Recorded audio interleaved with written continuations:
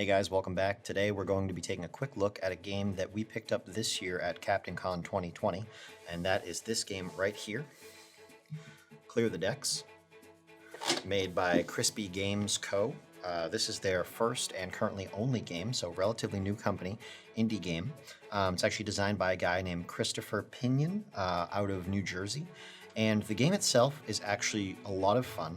We were super interested when we saw, because every time you walk past the demo booth, you just sort of caught this guy out of the corner of your eye wearing a pirate hat or a captain's hat, sort of like shouting at a table of people, really getting into the game.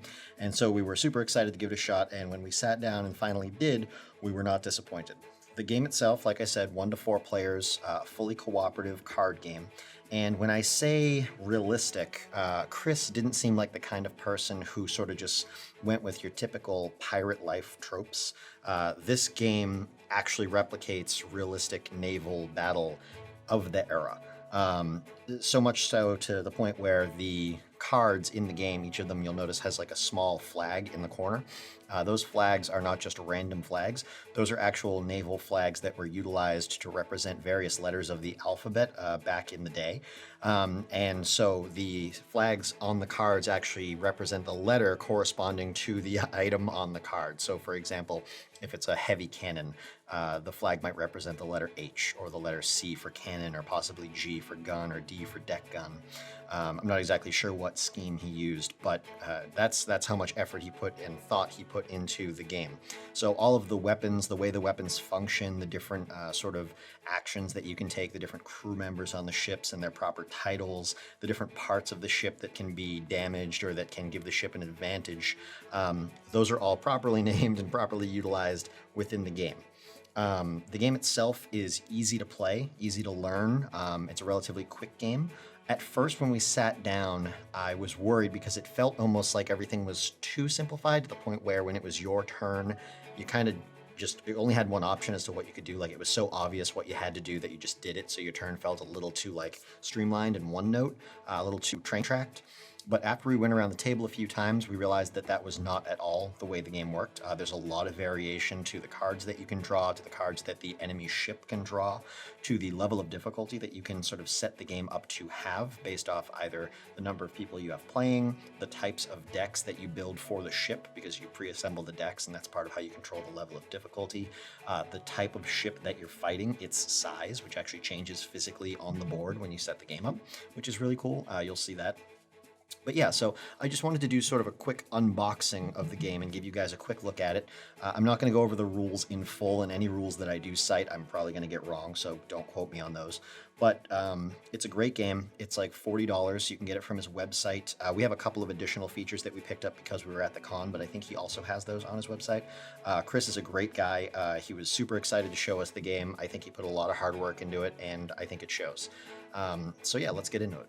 All right, so this is Clear the Decks, cooperative card game for 1 to 4 players of ship-to-ship combat in the Age of Sail by Christopher Pinion, artwork by Santiago Reynoso, I'm going to go with. You can see here we actually got Chris's autograph and a little signature there on the inside because we picked it up at CaptainCon, so that's pretty cool. These here are actually some play mats that you can buy. They're basically mouse pads with a special print on them. They're not necessary to play the game, but he did have them laid out for the demo, and we liked them a lot, so we wanted to pick 4 of them up, because obviously if you're going to have 4 players in your game, you want each player to be able to have one of their own. Slide one of these out for you.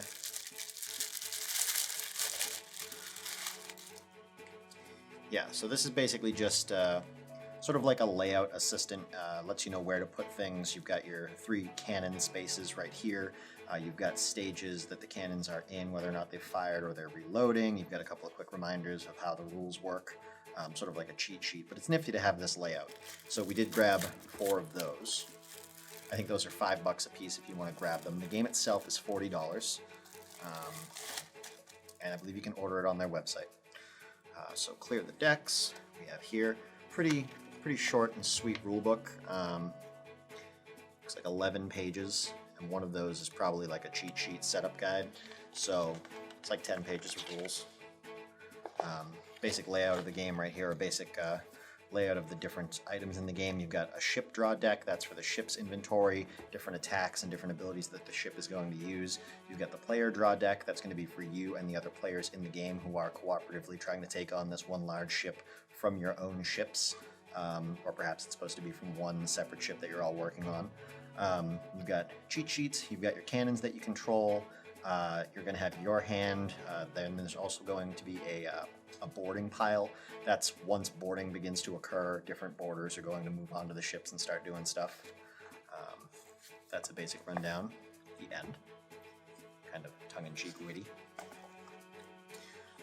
This is pretty cool. These are the cards or the tiles for the enemy ship, and because the game is meant to be played in different sort of levels of difficulty depending on how you want or how difficult you want it to be, the ship that you're attacking can actually be a different size. So if you look on these cards here, this right here is one entire ship.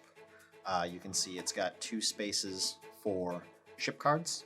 So basically it can be doing 2 things at the same time. When you set the game up, you sort of build these individual ship decks, and then those decks activate and flip cards as the game progresses.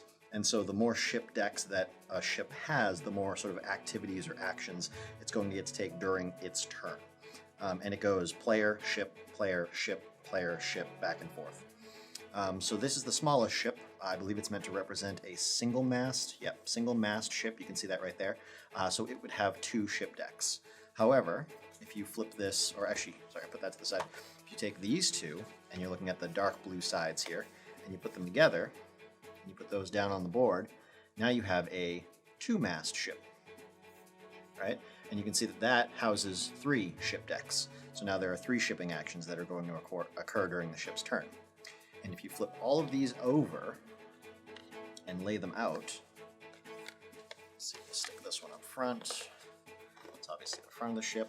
I don't know shipping terminology. Chris, who developed and ran the demo, or I should say developed the game and ran the demo, is very into historical shipping terminology and accuracy. So everything in the game is very, very realistic and sort of on the nose as far as historical accuracy goes. But you can see here, this is a 3-mast ship, or 4-mast ship. 1, 2, 3, 4.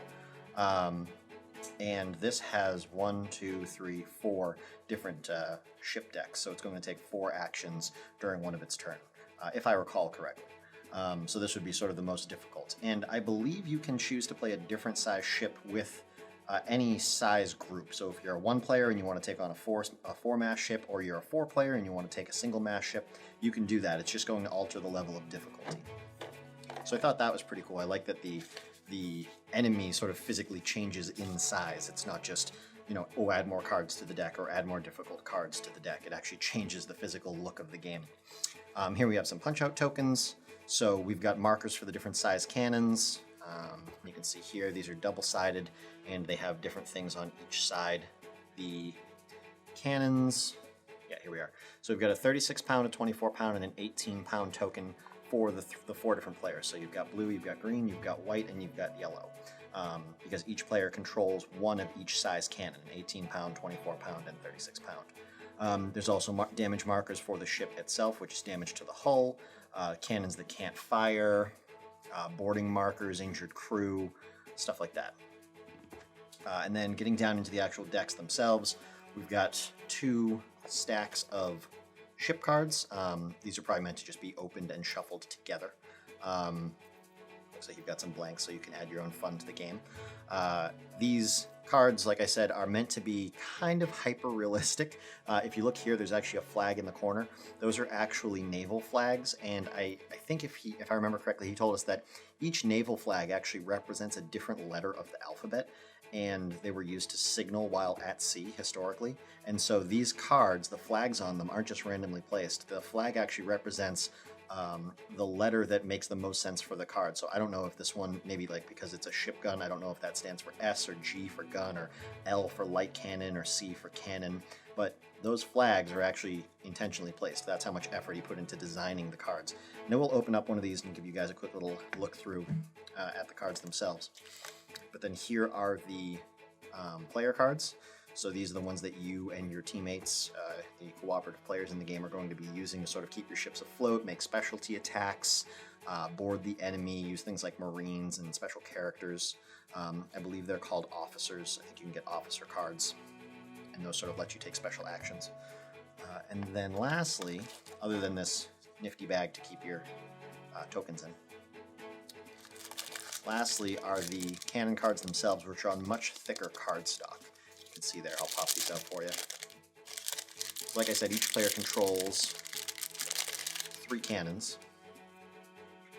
And so right here you've got a 36 pounder, you've got a 24 pounder, and you've got an 18 pounder. And those matter. It's not just, okay, why wouldn't you always shoot the biggest gun? Obviously, when you shoot a gun, it takes time to reload, so then you can't shoot it every single time it's your turn. And then also, some ships, depending on the ship that you're attacking, or possibly the special action that you're using, require using specific cannons to make attacks. And when you flip it over, you see this is the ready to fire side. So ready, turn over after firing. Turn it over and you get the reloading, turn over, and cover with inactive token. So basically you lose a cannon for 2 rounds. You have it for 1 round, boom, you fire it, you flip it over. Next round it's reloading. Round after that you flip it over and you put an inactive marker on it, which means it's being readied. The turn after that you can actually fire it again. So it's down for 2. And I believe that is true for all of the cannon sizes. I think that's just the way that cannons function. I don't think that's specific to the cannon size. So yeah, each player will control one of those 3 size cannons, or one of each of those 3 sizes. Let's take a look at the ship cards, because that'll sort of go along with the cannon sizing functionality in game. Let's get one of these decks open here, and it's a very well made game. This is his first game. It's the first game for was it Crispy Games Co. And it's really good. Really solid, well-made game. We liked it right off the bat. I love cooperative games. The world needs more cooperative games. As it is, I mean, we buy a new game at least once a month, and we probably only own 3 or 4 fully cooperative games. And this one is fully cooperative through and through. The enemy is sort of self-automated. It's quick to set up. It's easy to play. Got a lot of replayability to it, so it's great. So looking at the enemy here. Say, for example, on top of one of their ship decks on their ship, they were showing this light cannon. If this activates against you, it says place a damage token. So what it's going to do to you is it's going to place a damage token on your ship. However, if you wanted to shoot at it and try to knock this card off the top of that pile, you can either roll an 18-pound cannon with regular shot, a 24-pound cannon with regular shot, or a 36-pound cannon with regular or chain shot, C/R. Those are the different types of shots. So when you have your hand, you have specialty sort of ammunition in it, and you can use that ammunition when using a cannon to fire to modify the damage that it does. So some items on enemy ships, for example, let's see, a lookout, right? So this is a crew member on the enemy ship. He's going to be in one of the deck spots. When he goes against you, first off, he has a special rule: cannot use officers during planning or attack phases, because he can sort of see it coming, so that affects you negatively. That's a penalty against you. And then its attack action is the active player loses a random officer, because again, he's sighting your officers. He's targeting them, and the enemy ship is firing at them. If you look at the types of, or the cannons that can take it out, you can use an 18-pound cannon with regular shot. You can use a 24-pound cannon with chain or grape shot, or you can use a 36-pound cannon with grape shot. So depending on what cannon you have available and what shot or ammunition you have available, you may or may not be able to target this guy sitting on one of the ship piles. Because say, for example, the only cannon that you have ready is your 36-pounder, and you don't have any grape shot. That means you don't have any ability to take this guy out. If you just launch a regular ball at him, you're going to miss. So you can't attack this card on top of the deck that it's on if you only had a 36-pounder and you didn't have grape shot. You can see RCGG. And that varies from card to card. Some cards can't be attacked. For example, Lucky Albatross. All players draw 1 card. Hand may exceed 8 cards. So normally you have a max hand size of 8. This allows that to be overrun. So sometimes things just happen, and they're sort of just events. They don't stay in play, so you can attack them. Ship event, fortune, ship structure. This is part of the ship. Main course sail. 18 pounder can use chain shot or grape shot. 24 pounder can use chain shot or grape shot. 36 pounder can't target it. It's got an instant action when it comes out. I believe that means as soon as it flips it, it happens. Nearest crew does not act. And then replace this card with the top card of the enemy ship deck. So basically the way it works is the ship decks stack on top of, oh I got too many cards in my hand here. The ship decks stack on top of the ship's hull cards, and if you whittle the ship decks all the way down to the hull cards, you can start attacking the hull. Once you attack the hull, the ship begins to sink. Here you can see some Marines, different crew. So let me see if I can find the actual hull cards in here. I assume they're in here. Midshipman, mizzenmast, orlop. I mean, that's just like, I don't even know what that is. I'd have to look that up. Here's a good example of some different types of attacks that you have to make. So for this one, with an 18-pound cannon, you would have to use 2 regular shots, which means that, I believe that means that you and a team, if I remember correctly, you and a teammate can share ammo. I don't know if you can coordinate shots, so I'm not sure how the 2R works. Maybe you have to just dispose of 2 regular ammo. If you use the 24 pounder, you actually have to have a chain shot and a regular shot. It takes 2 separate ammos. And then if you're using the 36 pounder, you have to use 2 chain shots. Orlop leak, press gang, preventer rope breaks, purser's mate. So all different kinds of cool stuff in there. You can make repairs. You got a repair crew which can be taken out, but at the same time they're also repairing the ship. So if you don't take them out, they're going to start bringing stuff back, which is no good. That was a ship deck. So let me pull out the other ship deck here, because I want to show you, if I can find them, I want to show you the hull and sinking cards. It's either called sinking or taking on water, something like that. So false colors, fighting tops, fire ship. It's an advanced tactic. And I'm sure some of these cards won't be included at different levels of difficulty in the game, or maybe they're pulled out to make the game easier to learn before getting into the advanced stuff. Got some heavy cannons, probably harder to take out. Crew members, large wave. It's a ship event. Lieutenants. I'm not seeing them in here. I'm pretty sure, not certain where it is, but I'm pretty sure there are cards that represent sort of the base hull of the ship, and when you get to it, you're basically winning. Is it on the backs of any of these, perhaps? Oh, there's some player cards mixed in here. Interesting. So maybe the decks aren't... Maybe these are just alphabetical. Oh, okay. Maybe these cards are just alphabetically packaged, which means that the cards that we're looking for are probably mixed in. I didn't realize that.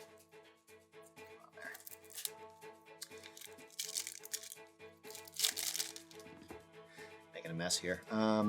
Rigging. Okay, yeah, it looks like we're alphabetical here. Round. Oh, round shot. R is round shot, not regular shot. Round shot. Plenty of round shot. That's probably the most common. That's probably why I was thinking it was regular. Seabirds, spike and gun, splinters, stern. Stern leak. Okay, so see how now we're getting a leak cards? I believe those are the kind of things that occur when you get down to a ship's hull. Here are the turn order cards. Okay, so these are just stacked into 4. Alphabetically. Waste leak. So yeah, once every part of the ship is leaking, I believe that's when you've won. So if you're fighting, say, a 3-mast ship and it's got 3 ship deck slots, once you whittle each of those decks down to a leak card, I believe that's when you've won the game. Now, of course, crew is going to try to continually repair those. I believe even the leak cards themselves specify... Which deck was I just in? This one here. I believe even the leak cards themselves specify that they're sort of self-healing because the crew is running around trying to fix the leak. So let's see. Stern leak. If you look at the action that this card takes, if no chain shot is used during the attack, during when you attack this ship. So if this wasn't recently hit with chain shot, turn this card over and cover with a borders card. So again, sort of self-repairing. So you have to keep it actively leaking, you have to hit it with chain shot at least every other turn, because it goes you ship, or that might even be once a round. But anywho, so yeah, I'm not going to bother trying to put this all away right now. Well, that's it. I hope you guys have enjoyed this review of Clear the Decks. It's a great game. I think that Chris put a lot of effort into designing it, and I think it really shows. If you have a chance to pick the game up, I would definitely recommend that you do so. I think it's going to be the perfect game for a fun game night with maybe not the most aggressive players, but a group of people that want to have a fun time together playing a cooperative game that also has enough skill and enough intricacy to it that it's going to intrigue even more advanced, sort of seasoned gamers. Um, but yeah, definitely pick it up if you can. If you happen to spot Chris at a convention near you, swing through for a demo. He's a great guy. And support local indie gamers any chance that you get. It's always a good idea. Indie game developers put a lot of hard work into their games, and it's not easy to get these things off the ground.